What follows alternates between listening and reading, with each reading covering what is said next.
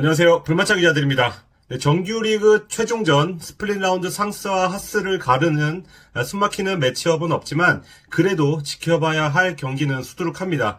누가 대체 일정을 짰는지 1위와 2위 그리고 9위와 10위 8위와 11위가 최종전에서 격돌을 하는데요. 스플릿 라운드에서 진짜 승부를 벌이자 하기에는 최종전에 걸린 승점 3점이 너무도 달콤합니다. 누가 달콤한 선물을 가져갈지 33라운드 꼼꼼히 살펴보겠습니다.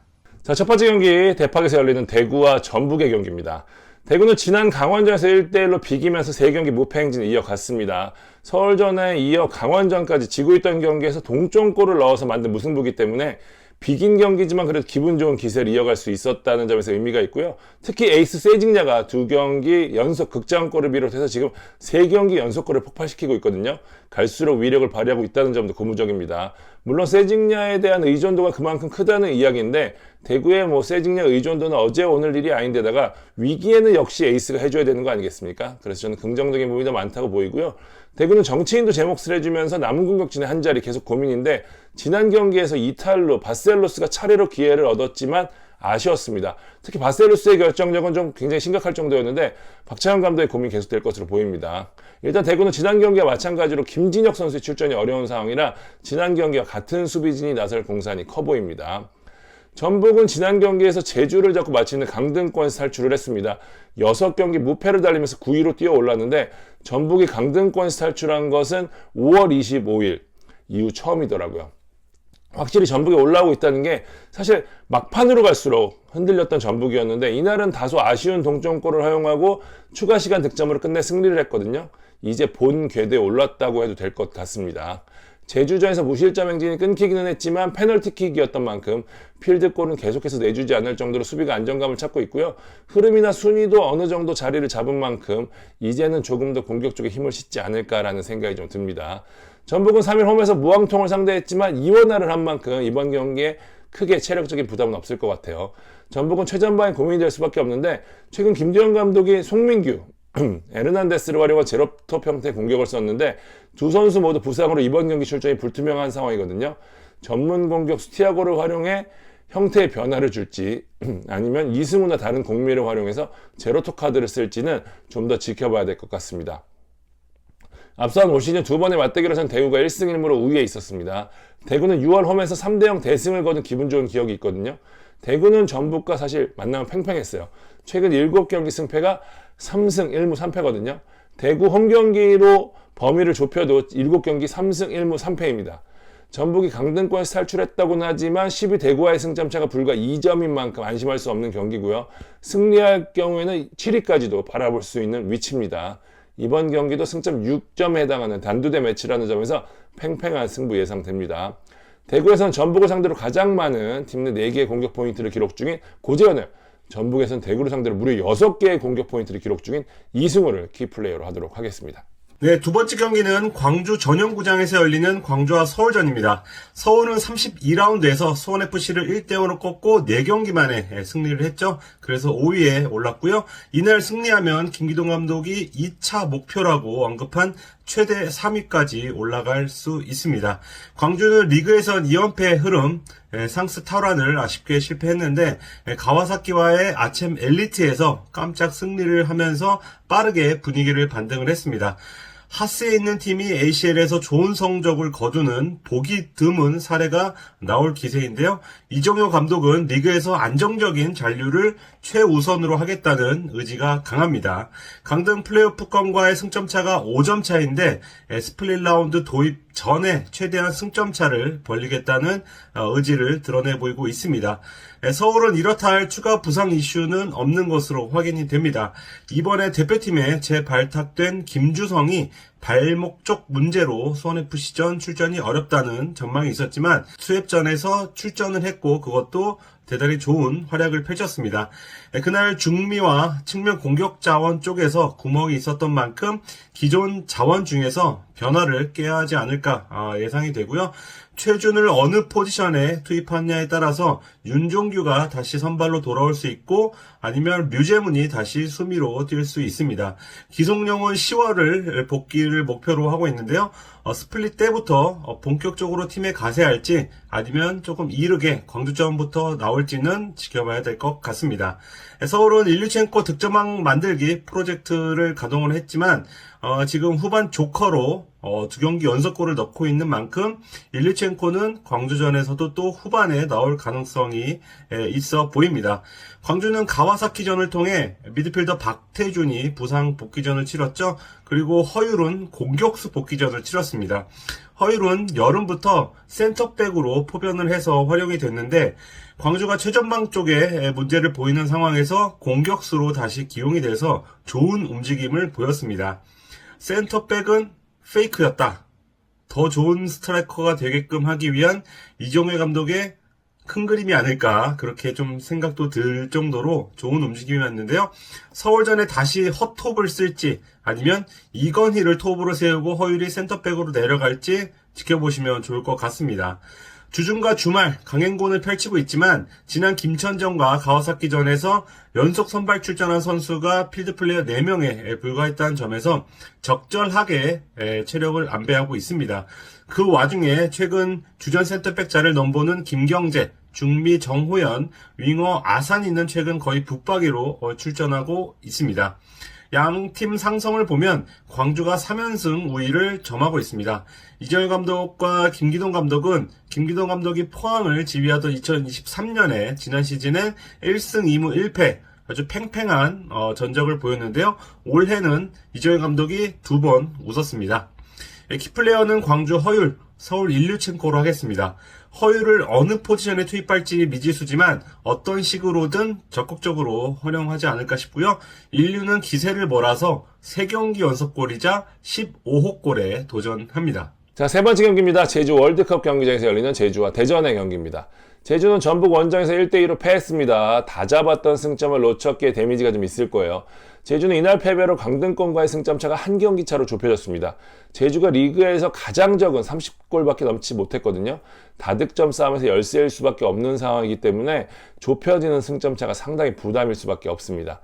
제주는 임채민, 김건우, 이주용까지 돌아오면서 수비진의 힘을 얻었지만 전북에 2골을 내주면서 패했거든요. 여러 번 말씀드리지만 제주는 지금 퐁당퐁당, 그러니까 패 흐름인데 이긴 경기는 어김없이 무실점. 그러니까 골을 안 줘야 제주가 이긴다는 거거든요. 결국 제주는 수비진의 힘을 기댈 수밖에 없습니다. 사실 공격진은 지금 상황에서 크게 변할 수 있는 혹은 기댈 수 있는 부분이 안 보이거든요. 이번 경기 남태희가 복귀할 공산이 크긴 하지만 선발은 힘들고 벤치에서 출격을 할 텐데 스플릿 라운드 이유가 중요한 제주 입장에서는 크게 무리하지는 않을 것으로 보입니다. 대전은 지난 라운드에서 울산에 0대1로 패하면서 무패 행진을 7경기에서 마감을 했습니다. 전북 울산과의 2연전이긴 했지만 홈에서 열린 경기라 그래도 결과에 대한 기대를 좀 했었는데 역시 울산의 벽은 높았습니다. 그래도 후반 들어 투기 압박이 살아나면서 상대를 나름 흔들었거든요. 마무리가 안 된 게 좀 아쉽습니다. 특히 내부 이야기를 좀 들어보면 전북전도 울산전도 심판 판정에 대한 불만이 좀 꽤 크더라고요. 대전은 이번 2연전을 통해서 압박을 통한 수비는 확실히 경쟁력을 드러냈는데 빠른 트랜지션에 이은 공격은 앞서 언급한 대로 마무리에서 문제를 좀 노출했습니다. 전문 공격수 구택이 이번 경기도 나설 수 없는 상황이기 때문에 지난 울산전에서 후반 교체 투입됐던 천성훈이 다시 한번 기회를 좀 얻을 것으로 보입니다. 대전은 일단 기존 부상자들의 이상민의 몸 상태가 썩 좋지 않다고 해요. 하지만 박진성이 장기 부상에서 돌아와서 이번 경기 출전을 준비 중이라고 하는데 이상민과 박진성 중 누가 나설 것인지 마지막까지 상황을 좀 지켜봐야 될 것 같습니다. 올 시즌 두 팀은 코리아컵 포함해서 3차례 맞대결을 했는데요. 모두 제주가 이겼습니다. 지난 시즌 승격 동기였던 두 팀은 5번을 격돌했는데 올해도 그렇게 됐습니다. 묘한 운명이 아닐 수가 없는데요. 참고로 지난 시즌은 2승 1무 2패로 팽팽했습니다. 올 시즌 제주는 홈에서 무척 강했어요. 12승 중에 9승을 홈에서 했습니다. 재밌는 게 무승부가 없어요. 반면 대전은 원정에서 2승밖에 없거든요. 이 상성이 과연 어떤 결과로 이어질지 재밌는 상성이 하나 더 있는데요. 제주는 마지막 75분에서 90분 사이에 득점이 가장 많고요. 대전은 시작부터 15분 사이에 득점이 많았습니다. 키플레이어는 나란히 4개씩 양팀 상대 가장 많은 공격 포인트를 올린 두 선수 하겠습니다. 제주는 헤이스, 대전은 김승대입니다. 네, 네 번째 경기는 울산 문수경기장에서 열리는 울산과 김천전입니다. 승점 2점 차 선두 싸움이죠. 스플릿 라운드에서 한 번 더 맞붙긴 하지만 미리 보는 결승전이 될 가능성이 높은 경기입니다. 울산은 ACL 요코하마전 0대4 대패 충격에서 지금 아마도 헤어나오는 중일 것 같은데요. 리그만 보자면 최근 5경기에서 4승 1무 3연패 흐름을 확실히 탔습니다. 최근 5경기에서 난타전을 벌인 포항전을 제외한 나머지 4경기에서 지금 무실점 중이고 최근 3경기 연속 실점을 허용하지 않았습니다. 최근 야구와 주민규 동반 침묵 속에 득점력이 예전 같지 않지만 단단한 수비 덕에 차곡차곡 승점을 쌓았는데요. 3연속 무실점은 2022년 9월 이후에 2년 만입니다. 김천도 기세가 무섭죠. 최근 3연승을 질주하고 있습니다. 3경기에서 8골을 넣는 화력이 놀라울 따름인데요. 주목할 부분은 선제골을 넣은 뒤 곧바로 실점 없이 추가골을 넣으면서 추격을 따돌렸다는 겁니다. 첫 골과 두 번째 골 시간 간격을 보니까 광주전에선 26분, 수협전에선 11분, 인천전에선 37분입니다. 김천이 이렇게 몰아칠 줄 안다는 건데 최근 5경기 연속 선제 실점을 내주지 않은 울산과 그리고 선제골을 넣으면 몰아칠 줄 아는 김천의 선제골 싸움으로 인할 경기는 요약할 수 있을 것 같습니다. 체력적으로는 김천이 조금 유리할 수 있겠습니다. 울산은 경기 나흘 전에 일본 요코하마 원정을 떠나서 패배를 하고 돌아왔죠. 지난 대전전과 비교할 때는 필드 플레이어 7명을 교체하는 큰 폭의 로테이션을 가동을 했습니다. 그런데 최근에 안정화에 기여하고 있는 고승범 윤일록은 요코하마전에서 각각 77분과 90분을 뛰었습니다. 김천이 이동경을 중심으로 이선의 어떤 빠른 볼 전개라던가 창의적인 공격을 주 무기로 삼는 팀인 만큼 고승범 윤일록이 이날도 얼마나 잘 버텨줄지가 관건으로 보입니다. 루빅소는 복귀각을 재고 있고요. 엄원상은 조금 복귀가 힘들어 보입니다. 두 선수가 빠질 경우 측면 공격이 김판공 감독의 고민거리가 될 수 있겠습니다. 김천도 부상자가 있습니다. 이동준이 지난 경기 도중에 부상을 당해서 어느 정도의 좀 복귀까지 시간이 필요해 보이고요. 수비수 김민덕도 복귀가 어려워 보입니다. 이동준 공백은 모재현 등이 메울 것으로 보이고요. 서민우는 복귀각을 재고 있다는 건 호재라고 할 수 있는데 아마도 안면 마스크를 쓰고 돌아오지 않을까 싶습니다. 서민우가 돌아오면 중원 무게감은 확실히 늘어날 텐데 이 서민우가 안면 마스크에 얼마나 잘 적응할지가 관건이라고 할 수 있겠습니다. 최근 양팀 사이엔 천적 관계가 형성되어 있는데 지난 5월 2대2로 비기기 전에 울산이 김천을 상대로 3연승 중이었고요. 2018년 3월 마지막으로 김천에 패한 뒤 13경기 연속 무패 중입니다. 키플레이어는 울산 조현우, 김천은 이동경으로 하겠습니다. 울산 동료인 이동경의 왼발을 조현우가 얼마나 잘 막을지 중요해 보입니다. 자, 5번째 경기입니다. 포항 스틸라드에서 열리는 포항과 수협의 경기입니다. 포항은 완벽한 상승세죠. 인천을 잡으면서 리그에서 연승에 성공한 데 이어 1일 아침 엘리트에서도 중국 슈퍼리그 선두로 달리던 상하이 하이강을 상대로 3대0 완승을 거뒀습니다. 3연승. 포항은 홈 4연전에서 지금 연승을 거두고 있거든요.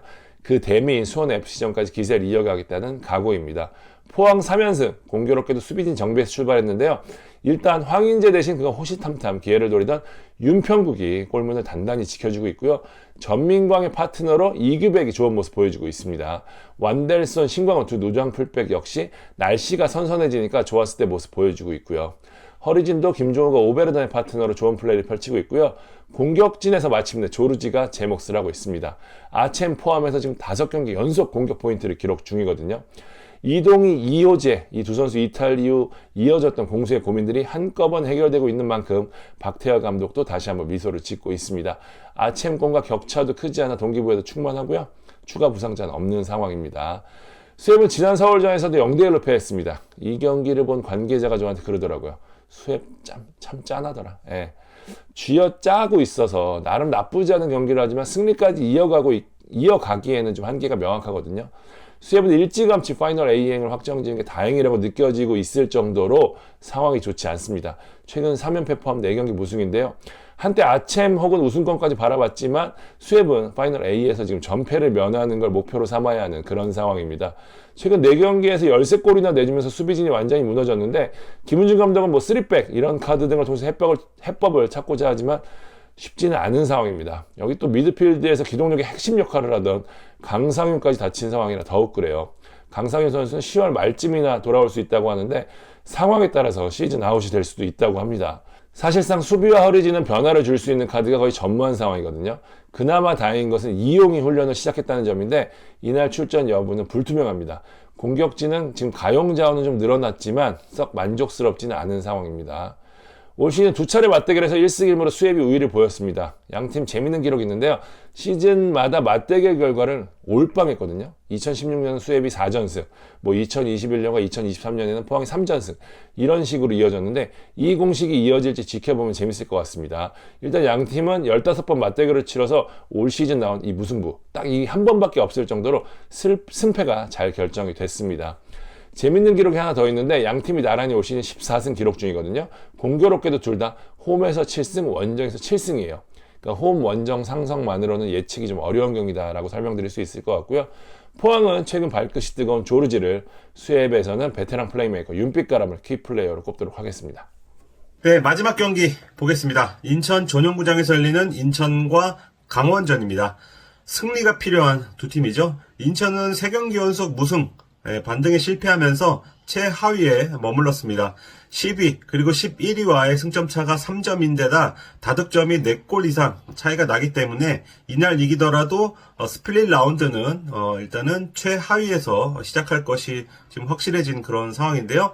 순위보다는 어떻게든 승점차를 동률로 만들거나 아니면 최대한 좁히는 데 초점을 맞출 것으로 보이고요. 강원은 4연승 뒤에 최근 5경기 연속 승리가 없습니다. 우승을 넘보던 위치에서 선두권과 한 발짝 멀어진 3위에 랭크가 되어 있는데 두 팀 모두 중요한 시즌 클라이막스 시기에 경기력이 따라주지 않는 문제로 똑같은 고민을 좀 하고 있습니다. 인천은 3경기 연속 골 침묵 중인데요. 최근 2경기에서 유효 슈팅 총 합이 단 1개입니다.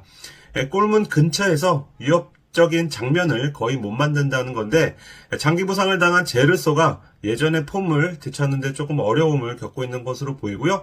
무고사가 집중 견제를 당하는 상황에서 결국은 다양한 공격 루트, 다양한 득점원이 필요한 상황인데 최영근 감독이 부임하고 7경기에서 단 3골에 그치고 있다는 점에선 최영근 감독이 주창한 공격 축구가 지금까지는 잘 먹혀들지 않았다는 말도 되겠습니다.